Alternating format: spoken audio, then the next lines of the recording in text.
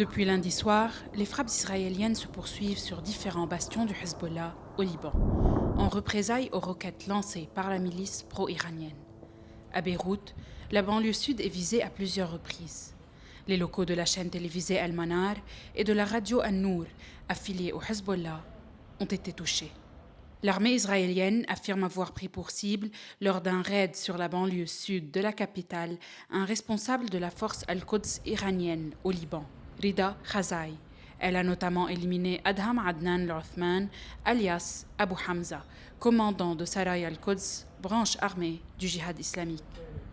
Des centres de commandement et des dépôts d'armes de la milice ont également été frappés. Au Liban Sud, près d'une cinquantaine de localités ont reçu des avertissements d'évacuation, tandis que l'armée israélienne poursuit ses opérations contre des positions du Hezbollah.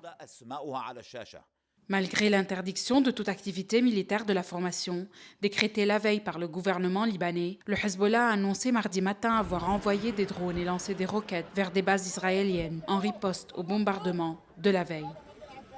Sur le terrain, l'armée israélienne a pénétré le sud libanais et a affirmé avoir créé une zone tampon à la frontière, notamment dans les secteurs de Kfar et Aouzah. Le ministre israélien de la Défense, Israël Katz, a autorisé l'armée israélienne à avancer et à contrôler de nouvelles positions pour neutraliser les capacités de tir du Hezbollah vers le nord d'Israël. Face à l'escalade, l'armée libanaise a été redéployée dans plusieurs secteurs du Liban Sud. La FINUL a de son côté décidé d'évacuer son personnel non essentiel de la zone. Mardi, les frappes et les avertissements d'évacuation se sont poursuivis, tandis que l'ONU fait état d'au moins 30 000 déplacés au Liban.